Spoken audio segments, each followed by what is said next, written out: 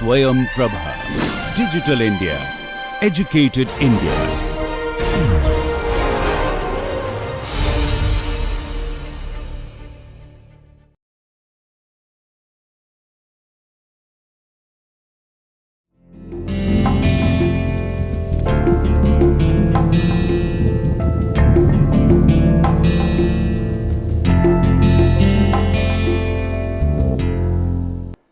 Welcome to lecture 31st on time series modeling and forecasting. So far, we have considered univariate time series, that is, the time series has been observed on a single variable. And in univariate time series, we assume that the present observation depends upon past observations and past shocks, and that is how we develop different time series models like ARMA models. Now, in several applications, you may have time series observations on several variables, and not only that, those variables may be related with each other. So, one variable may be having impact on the other variable. So, you have multivariate time series observations. In multivariate analysis also, we have observations on several variables, but in multivariate analysis, your observation vectors are independently distributed. This is not the case with the multivariate time series observations or multivariate time series models. Different observations may have some kind of autocorrelation structure or may depend upon each other. So, suppose you are interested in a particular variable, say, then the current observation of that variable depends upon the past observations of that variable, related past shocks. Not only that, it may depend upon the current and past values of other time series variables. So, not only on the current other time series variables, it may depend upon the past time series variables also. And if in modeling you can accommodate this kind of information, means if you are interested in a particular time series and then you have observations on some other time series also which are related with this time series, and while modeling this particular time series, if you can take care of this kind of information, then probably it will provide you better forecast. So, you can improve your forecasting. So, now I am going to consider multivariate time series processes. In particular, in this lecture, I will discuss different moments, cross moments, and the conditions for stationarity of multivariate time series models.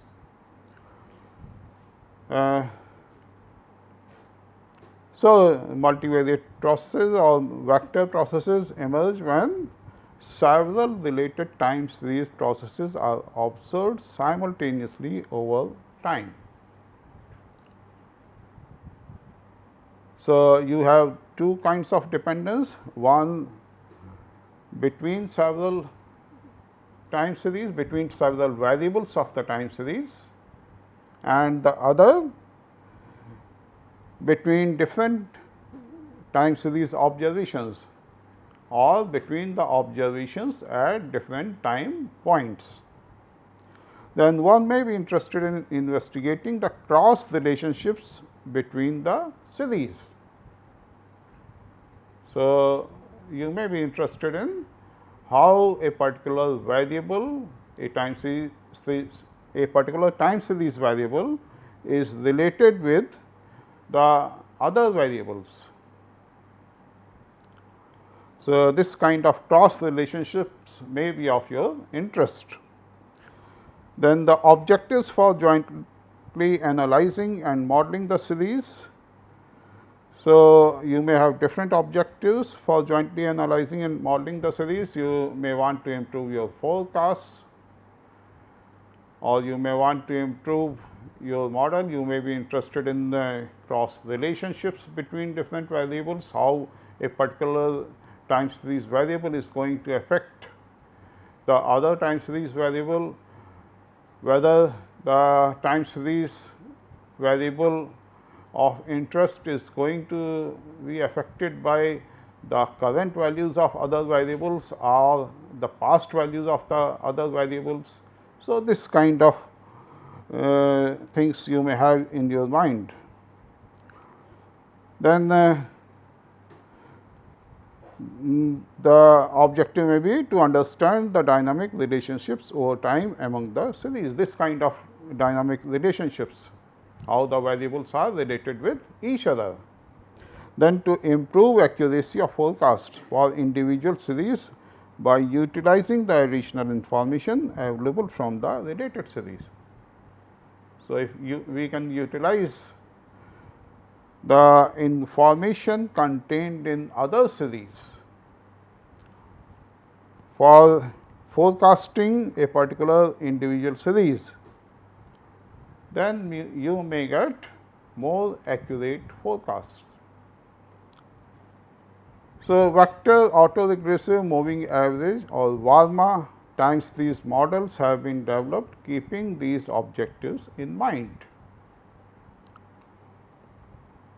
So, these are actually multivariate extension of ARMA models, vector autoregressive moving average models, and these processes are of considerable interest in several fields. Say for example, in economics one may be interested in simultaneous behavior of interest rate, inflation, money supply, unemployment, etc. So, how these variables are related with each other, how interest rate is going to affect the inflation, or how the interest rate of a particular period is going to affect the inflation of next period. So, this kind of dynamic behavior, whether inflation is affected by the current interest rate or one period lagged interest rate, or by both. So, this kind of dynamic behavior may be of your interest, or how unemployment is affected by inflation. Then focus may be on simultaneous study of time series of GDP, percentage of people below the poverty line, unemployment rate, female headed households, crime, average income, minimum wages, etc. So, you may have time series observations on these variables. Then you may be interested in the dynamic behavior of these variables, means how a particular set of variables is going to affect say GDP, whether the current unemployment rate is affected by the current GDP or it is affected by the GDP of past period. So, this kind of dynamic behavior may be of your interest. Then in environmental sciences and agriculture,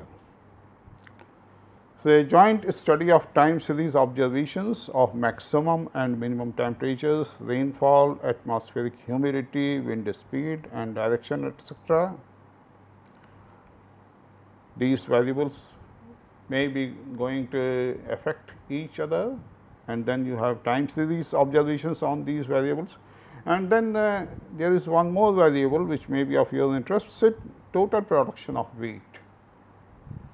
Now, total production of wheat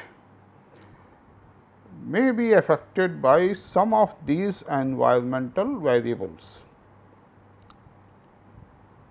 Now, suppose after proper modeling you observe that total production of wheat is affected by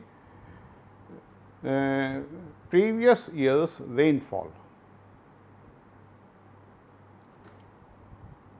And in a particular season, when the total production of wheat increases, the prices of wheat decrease.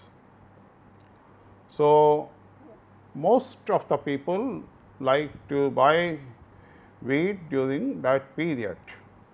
They dump wheat for the whole year consumption during those particular months. Now, suppose you know that the prices of wheat are affected by the previous year's rainfall, and then you get the information that the rainfall in a particular year was not proper, it was below the average. Then you can predict that next year prices of wheat are going to increase even during the wheat crop season. So, many people, they would like to buy wheat before that season when the prices are low, because they know that crop will not be good. So, prices are going to increase even during the wheat production season. So, they will dump the wheat before the season, before that. So, these models are also applied in health and environmental related studies. So, joint study of air pollution level, number of asthma patients visiting the hospitals, number of registered cars in a city, etc. Pollution level may be affected by the number of registered cars in a city. Then asthma patients may be affected by the pollution level. Number of asthma patients visiting the hospital may be affected by air pollution level of one period lagged observation. So, the relationship is not static, it is dynamic relationship. Now, before going to the vector autoregressive and vector autoregressive moving average processes, I am going to briefly give you some of the matrix algebra results which you may require during these lectures on multivariate time series models. So, first I define eigenvalues and eigenvectors. So, suppose A is an n cross n square matrix, then we define f alpha equal to determinant of A minus lambda eigen. Then f lambda is a polynomial of order n in lambda, because this is the determinant of an n cross n matrix. So, you get a polynomial of order n in lambda. Now, suppose lambda 1, lambda 2, lambda n are n roots of this equation, determinant of A minus lambda I n equal to 0. So, for I equal to 1 to n, determinant of A minus lambda I n is equal to 0. And since this determinant is equal to 0, the matrix A minus lambda I n is a singular matrix. And since A minus lambda I n is a singular matrix, different columns of this matrix are linearly dependent. So, there exists a vector q I such that A minus lambda I n q I is equal to 0.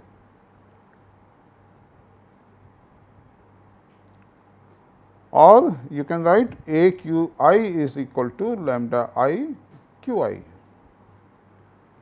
So, corresponding to each eigenvalue, you may find at least one such kind of vector q I.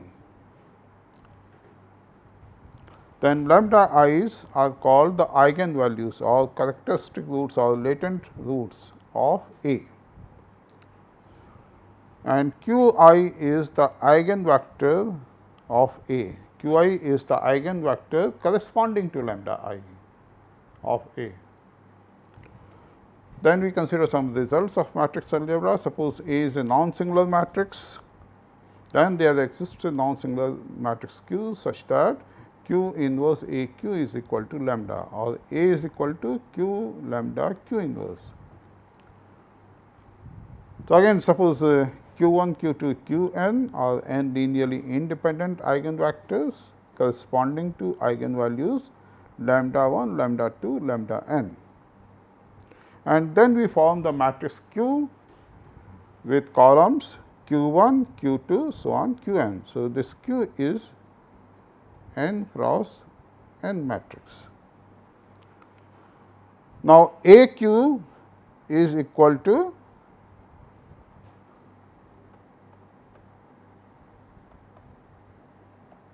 A q 1, A q 2,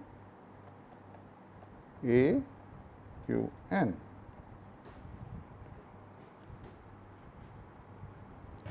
And A q 1 is equal to lambda 1 q 1, A q 2 is equal to lambda 2 q 2, and A q n is equal to lambda n q n. So, you can write this as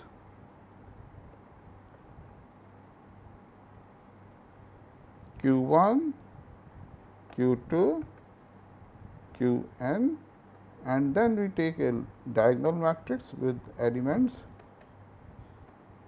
lambda 1, lambda 2, lambda n, all other elements are equal to 0. Or this is actually Q matrix.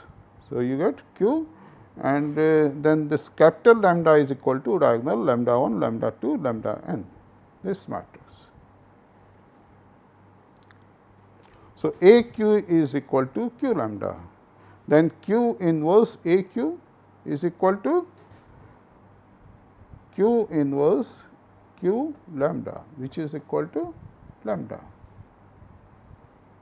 So, Q inverse A q is equal to lambda. So, you get this result. There exists a non-singular matrix Q such that Q inverse A q is equal to lambda, and then you can write A equal to q lambda q inverse. Now, you can easily verify that determinant value of A is equal to product I equal to 1 to n lambda I, because determinant value of A is equal to determinant value of, you can write A equal to q lambda q inverse.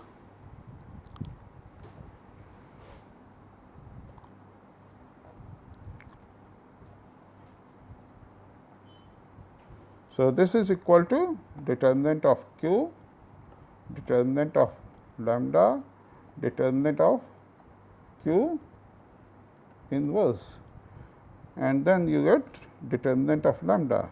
And remember, lambda is a diagonal matrix with elements lambda 1, lambda 2, lambda n.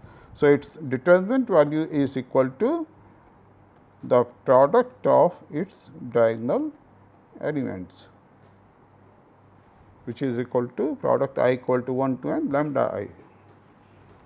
Similarly, trace of A can also be written as trace of q lambda q inverse, and you know that trace of A B is equal to trace of B A. So, you can write it as trace of lambda q inverse q, which is equal to trace of lambda, and since lambda is a diagonal matrix, its trace is the sum of the diagonal elements, summation lambda I. Third result, A to the power m.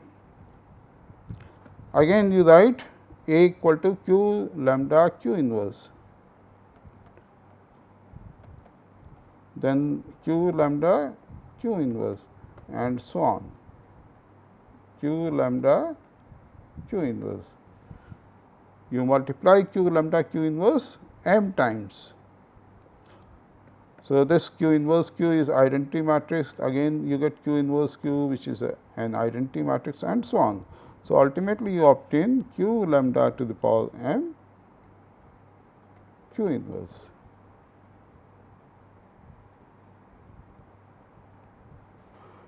Now, we define mean vector and variance covariance matrix of a random vector. Suppose x is a p cross 1 random vector, and expectation of x I is equal to mu I for all I equal to 1 to p. So, mu I is the mean of x I, expectation of x I minus mu I square is equal to sigma I, which is the variance of x I. Similarly, the covariance between x I and x j is equal to sigma I j. Then mean vector of x is defined as, say, expectation of this vector x equal to expectation of x 1, expectation of x 2, so on expectation of x p, which is equal to mu 1 mu 2 mu p. So, this vector mu 1 mu 2 mu p is the mean vector of random vector x. Similarly, we define the variance covariance matrix of x as expectation of x minus mu transpose, and then if you take product of these two vectors, you get expectation of x 1 minus mu 1 square, so on expectation of x 1 minus mu 1 x p minus mu p, and so on. You get this matrix, and then expectation of this term is sigma 1 1, and so on. Here you get sigma 1 p, then you get sigma p 1 here, sigma p p here. So, you get this p cross p matrix. The diagonal elements of this matrix give you the variances of different components of x vector, x 1, x 2, x 3, and the off diagonal elements give you different covariances. That is why this matrix is called the variance covariance matrix of x, or this is also called the dispersion matrix of x.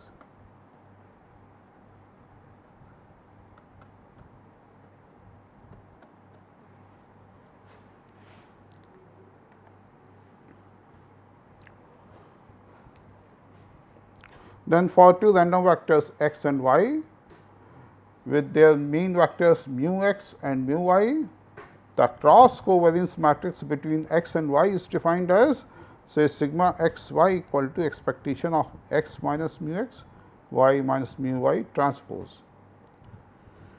And if you look at the ijth element of sigma x y, then ijth element is expectation of x I minus mu x I, y j minus mu y j, and this gives you the covariance between x I and y j. Cross covariance means the covariance between ith element of x and jth element of y. And sigma x y is the matrix of cross covariances or cross covariance matrix between x and y.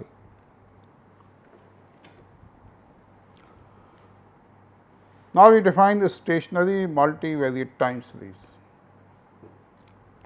So, suppose y t is equal to y t 1, y t 2, y k t transpose t belongs to capital T. Capital T is equivalent to plus minus 1 plus minus 2 so on. And this y t is a k dimensional time series vector at time t. The process y t, this is actually a vector time series process or multivariate time series process. Then this process is stationary if the joint probability distribution of y t 1, y t 2, y t n is the same as the joint distribution of y t 1 plus L, y t 2 plus L, so on y t n plus L for all t 1, t 2, t n, n and all leads all x L. So, the definition of stationarity is the same as the definition of stationarity for univariate time series processes. Now, we define different moments of the process. We assume that the process is stationary and the mean vector and covariance matrix are finite.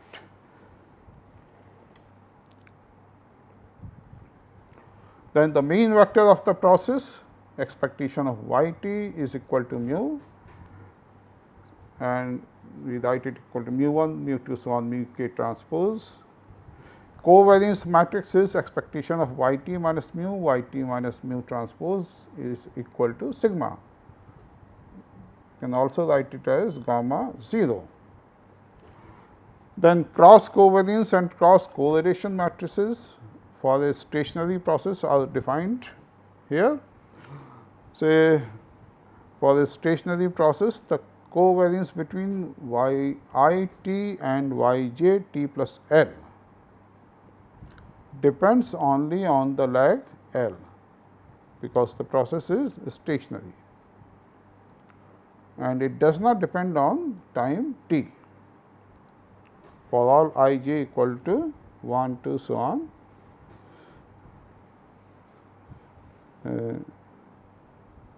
And then for all k, L and t also. Gamma I L is equal to expectation of y t I minus mu I, y t plus L I minus mu I. This gives you the autocovariance function of y I t. So, gamma I L is the autocovariance function of univariate time series y I t. Then the cross covariance between y I t and y j t at lag L is defined as gamma I j L equal to expectation of y I t minus mu I, y j t plus L minus mu j, which is equal to the covariance between y I t and y j t plus L. Then you may also define cross correlation between y I t and y j t at lag L. Just defined as rho I j L equal to gamma I j L divided by gamma I 0, which gives you the variance of y I t, and gamma j j 0, which is the variance of y j t to the power half. And then using cross covariances, you may define the cross covariance matrix. Gamma L is equal to expectation of y t minus mu, y t plus L minus mu transpose. So, this is equal to gamma 1 1 L, gamma 1 2 L, so on gamma 1 k L and so on. Here you have gamma k 1 L, gamma k 2 L, so on gamma k k L. So, this capital gamma L is the cross covariance matrix. Now, we define the cross correlation matrix rho L. Actually, the ijth element of rho L is equal to rho I j L, and then the expression for rho I j L is gamma I j L divided by gamma I naught gamma j j naught to the power half.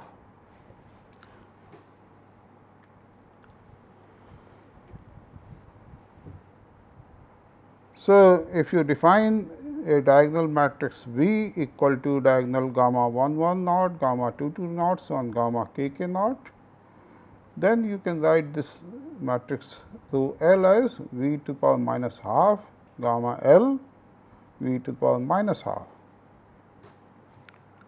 where gamma L is the matrix of cross auto covariances. Now, we prove these results. Rho I L is equal to rho I minus L, rho I j L is equal to rho j I minus L, then gamma I j L is equal to gamma j I minus L. So, first we prove this result, and from this result you can easily verify both of these two results. Now, gamma I j L is the covariance between y I t and y j t plus L. You can also write it as the covariance between y j t plus L y I t, both are same.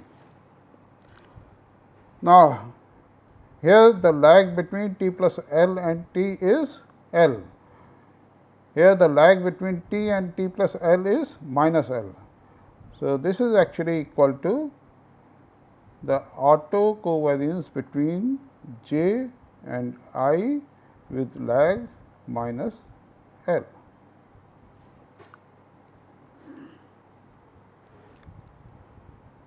Then, using this result of auto covariances, you can easily verify this result for auto correlations or this result for auto correlations. So, in this result rho I j L equal to rho j I minus L. If you take I equal to j, then you get rho I L equal to rho I minus L. And then from here you obtain gamma L equal to gamma minus L transpose, because the ijth element of gamma L, which is gamma I j L, is the jith element of gamma minus L. So, gamma L minus L transpose is equal to gamma L. Similarly, you can easily verify that rho L is equal to rho minus L transpose. Actually, this cross covariance and cross correlation matrix structure summarize the dynamic interrelationships among the components of the process. Here the process yt is a multivariate process, then it has different components and its different components may be interrelated with each other, and that interrelationship is dynamic in nature. Dynamic in the sense that the value of say y t I may be related with the y say L period lagged value of y j, say y j t minus L. So, the relationship is dynamic in nature. Now, suppose you have k dimensional vectors a1, a2, an, then for all n, summation I equal to 1 to n, summation j equal to 1 to n, a I transpose gamma I minus j, a I is equal to variance of summation I equal to 1 to n, a I transpose y t minus I, and this variance is always greater than or equal to 0. So, you can say that cross covariance matrices gamma L and cross correlation matrices rho L are positively semi-definite. Then weak and second order or covariance stationary processes. A process y t is second order stationary if expected value of y t is equal to mu. It does not depend on t. Gamma L equal to expectation of y t minus mu y t plus L minus mu transpose depends only on the lag L. So, actually this is how we define second order stationary process for univariate time series also. Now, we define covariance generating function. Covariance generating function of a vector process is defined as g z is equal to summation L equal to minus infinity to plus infinity gamma L z to the power L. You remember that in a similar manner, we define the autocovariance generating function for the time series process or univariate time series process also. Here we impose the condition that summation L equal to minus infinity to plus infinity mod gamma I j L is finite for all I and j and for all L also.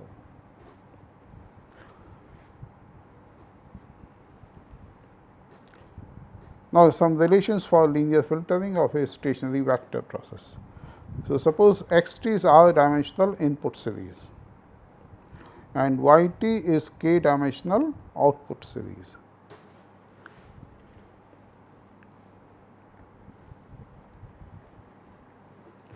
Then a multivariate linear time invariant filter relating x t to y t is y t equal to summation j equal to minus infinity to plus infinity psi j x t minus j.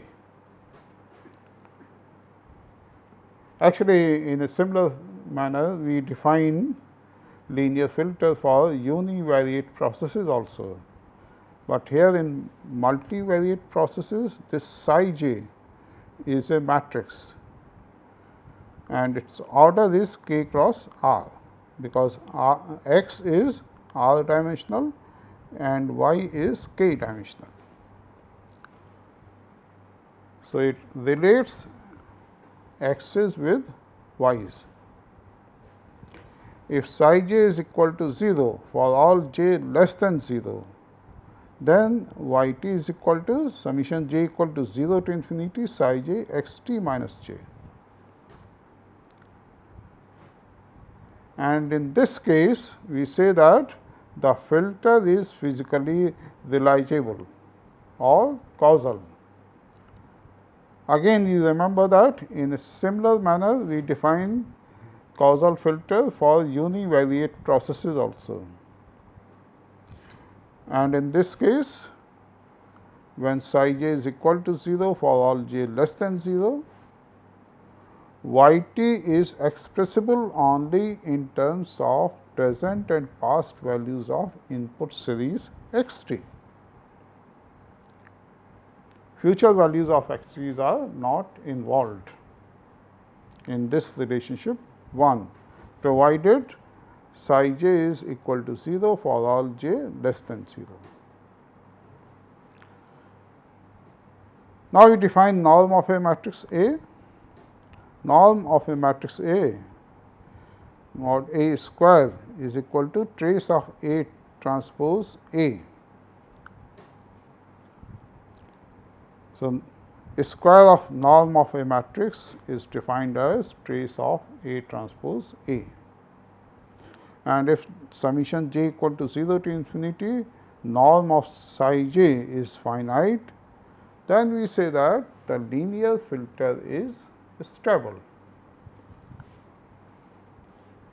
Now, if the linear filter is stable and the input random vectors x t have finite second moments, then for y t the representation 1 exists uniquely and converges in mean squared error, in the sense that expected value of y t minus summation j equal to minus n to n psi j x t minus j y t minus summation j equal to minus n to n psi j x t minus j transpose, this tends to 0 as n tends to infinity. And since this tends to 0, means y t converges in mean squared error to summation j equal to minus infinity to plus infinity psi j x t minus j. So, the representation 1 exists. Again, I am not going to give you the details of proof of this result, but under the condition that the linear filter is stable and input random vectors have finite second moments, this result exists. Again, if the linear filter is stable and x t is stationary with cross covariance matrix gamma x L, then y t is stationary with cross covariances gamma y L equal to covariance between y t plus L equal to summation I equal to minus infinity to plus infinity, summation j equal to minus infinity to plus infinity psi I gamma x L plus I minus j psi j transpose. This result, of course, I am not going to give you the details of the proof, but you can easily verify. You just write here y t equal to summation j equal to 1 to n psi j x t minus j, and y t plus L is equal to summation j equal to minus infinity to plus infinity psi j x t plus L minus j.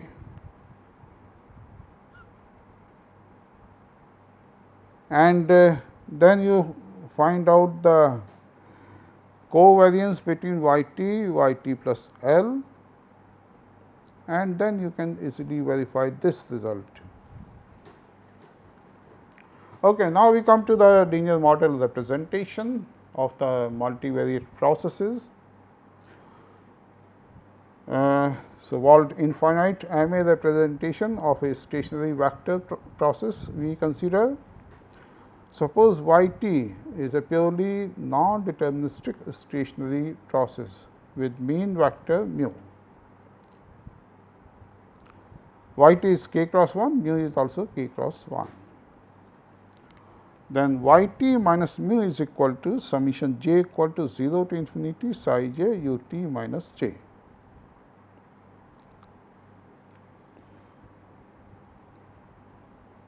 Or y t is equal to mu plus summation j equal to 0 to infinity psi j u t minus j, or you can write it as mu capital psi b u t, where psi b is equal to summation j equal to 0 to infinity psi j b to the power j. This is a k cross k matrix of backward shift operators, and its ijth element is psi I j b is equal to summation L equal to 0 to infinity C I j L b to the power L. Now, suppose u t is the error of best one step ahead predictor of y t, say, and we denote it by y hat t minus 1 1. And this predictor is based on y t minus 1, y t minus 2, so on. And we write u t equal to y t minus y hat t minus 1 1. So, this ut denotes the error of best one step ahead predictor. Then y hat t minus 1 1 is linear projection of y t on linear space spanned by y t minus 1, y t minus 2, so on. Actually, y hat t minus 1 1 is a linear function of y t minus 1, y t minus 2, so on. Further, ut is uncorrelated with y t minus j, and so this is also uncorrelated with ut minus j for all j greater than or equal to 1. And then this implies that all these uts are uncorrelated with each other, and by stationarity assumption we also observe that all these have constant covariance matrix. Now, we can write one step ahead predictor as y hat t minus 1 1 equal to mu plus summation j equal to 1 to infinity psi j y t minus j minus y hat t minus j minus 1 1. Remember that y hat t minus 1 1 is a linear function of y t minus 1, y t minus 2, and so on. So, you can say this part gives you the linear function of y t minus 1, y t minus 2, and so on. Then you have subtracted this part, means you have subtracted y hat t minus j minus 1 1 from y t minus j, and then you can adjust all these terms, means summation j equal to 1 to infinity psi j y hat t minus 1 t minus j minus 1 1 into mu. Then y t minus j minus y hat t minus j minus 1 1 gives you u t minus j. So, you get this walled representation mu plus summation j equal to 1 to infinity psi j u t minus j. And then y t is equal to u t plus y hat t minus 1 1. So, this is equal to mu plus u t plus summation j equal to 1 to infinity psi j u t minus j. So, finally, it gives you the walled representation for vector processes. Now, here notice that gamma y u l is equal to, just find gamma y u l from here. This is equal to psi minus L sigma, where sigma is actually the variance covariance matrix of U. Then this implies that psi L is equal to gamma y u minus L sigma inverse, which is equal to covariance y t u t minus L sigma inverse. So, the coefficients matrix psi L have same interpretation as that of the linear regression matrices of y t and u t minus L's. Now, in this lecture we have discussed the extension of a univariate time series process to multivariate case, when you have different time series variables which are interrelated with each other. Then you may consider all those variables simultaneously, and considering all those variables simultaneously for modeling purpose may improve your forecasts. Further, the analysis of these multivariate time series processes is quite different from the usual multivariate analysis. We have also discussed the stationarity conditions for a multivariate process, and the Wald representation for multivariate processes. So, I am going to stop here. Thank you.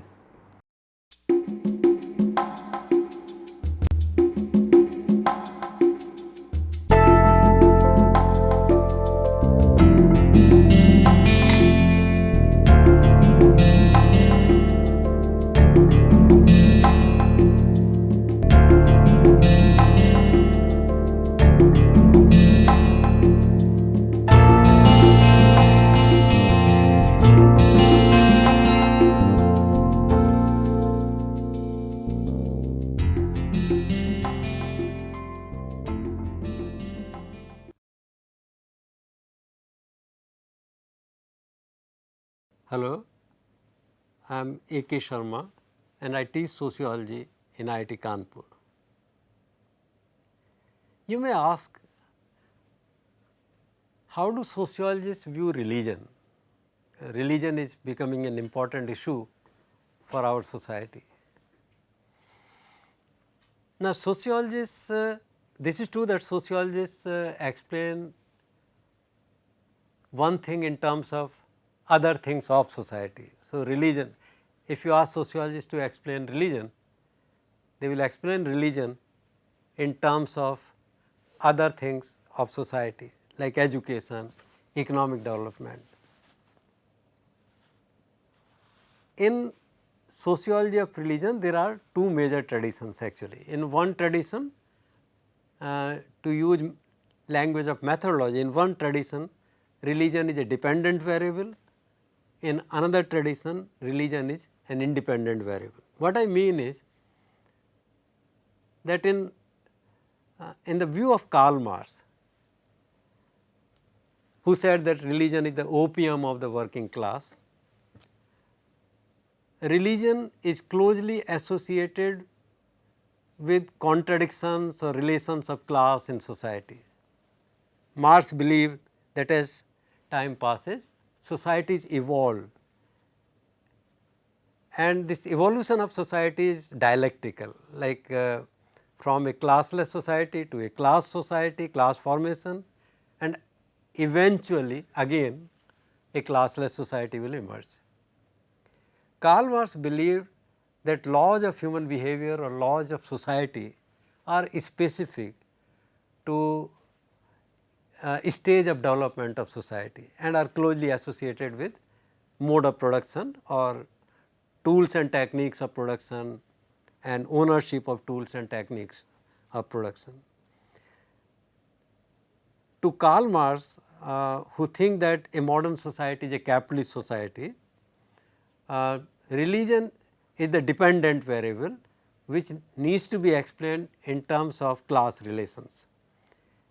And when he says that religion is the opium of the working class, it means that religion is used by the powerful class, the class which owns the means of production, to legitimize their class position or to confuse the workers.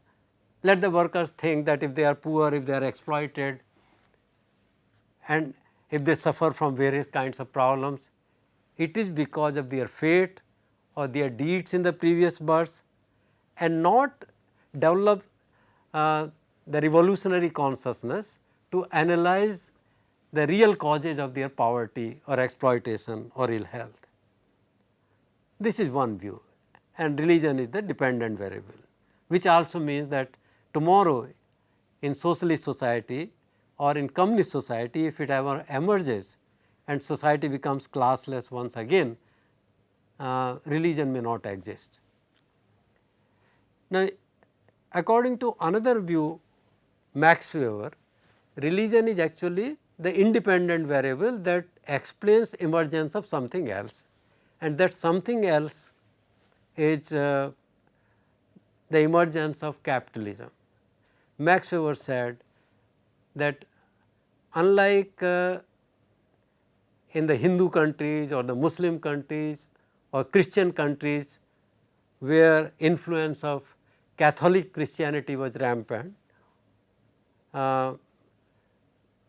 capitalism as we understand by capitalist institutions, capitalism could not have developed. It does not mean that people, Hindus or Muslims or Catholic Christians, they were not acquisitive in nature, but there was a difference between them and those influenced by Protestant ethics in certain countries of Western Europe.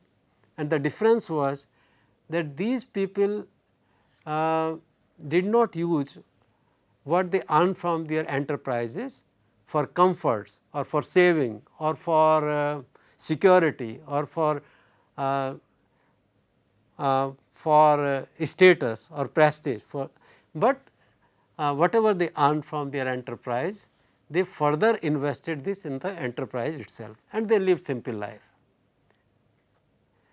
By living simple life and spending the earnings back in the enterprise leads to emergence of capitalism in Western Europe. Here you see that religion is the cause. So, at some point of time some philosopher, his name was Calvin, who gave a new turn to Christianity and propounded the philosophy of a new philosophy of Protestantism, also called Puritanism, the theory of predestination, which created anxiety in people's mind to know whether they are elect or not, whether after their death they will go to hell or heaven. So, this reinvesting in enterprise and not using the profits for their own gains or for their own comforts, this produce capitalist society or industrialization, in simple language industrialization, or this produce economic development first in the countries of Northwest Europe. And another issue which sociology tackles with regard to religion is whether we are secularizing. Now, it has been found that in the Western countries with urbanization, economic development, industrialization, education, democracy, there is a fall in religiosity. But in our country, secularization is defined in a different way, because we are a plural society and for thousands of years all religions have been juxtaposed in our country. So, we define secularization as a process in which state maintains equal distance from all the religions, but does not become irreligious state. So, but this kind of definition or this approach of state obviously is going to raise new issues, new social problems and religious issues, other issues, but this is what it is. So, sociologists of religion will also study this process of tensions in the process of secularization in a plural country like India. Thank you.